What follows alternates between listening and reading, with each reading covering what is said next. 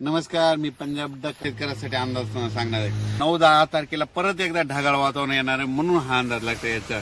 त्याच्यानंतर राज्यातल्या सर्व शेतकऱ्याला सांगू इच्छितो की तुम्ही काय करा, 14 तारखेपर्यंत म्हणजे 14 एप्रिल पर्यंत तुम्ही तुमचं कांदा काढा, झाकून ठेवा।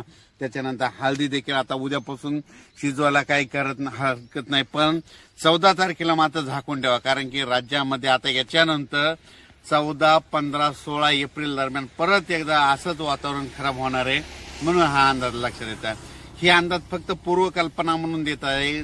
मात्र उन्हाचा पारा मात्र 42 अंशापर्यंत 42-43 पर्यंत जाणार आहे, म्हणून हे अंदाज लक्षात घ्यायचा। आणि 9 आणि 10 एप्रिलला एकदा परत ढगाळ वातावरण राहणार आहे।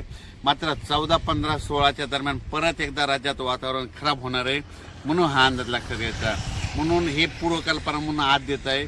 परत अंदाज उद्याचे लगेच येणार आहे, पण शेतकऱ्याला सांगू इच्छितो की उद्यापासून हवामान कोरडं होणार आहे। आता अवकाळी पाऊस काय येणार नाही।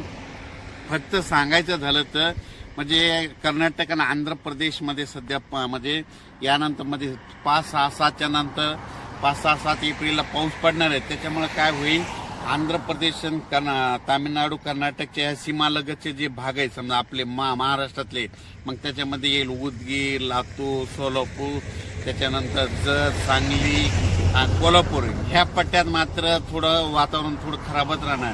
म्हणजे 5-6-7 एप्रिलला ढगाळ देखील राहणार आहे आणि तिकडे कर्नाटकला पाऊस पडणार आहे। त्याच्यामुळे थोडंफार तिकडे कमी जास्त प्रमाणात थोडं पावसाचं वातावरण राहणार आहे। पण आपल्या महाराष्ट्रामध्ये त्याच्यानंतर इकडे जर बघितलं, उत्तर महाराष्ट्र, पश्चिम महाराष्ट्र, मराठवाडा, विदर्भ, पूर्व विदर्भ, पश्चिम विदर्भ इकडे मात्र उद्यापासून हवामान कोरडं होणार आहे, म्हणून हा अंदाज आहे। मात्र 14 तारखेच्या नंतर 14, 15, 16ला परत एकदा वातावरण खराब होणार आहे, म्हणून हा अंदाज लक्षात घ्यायचा।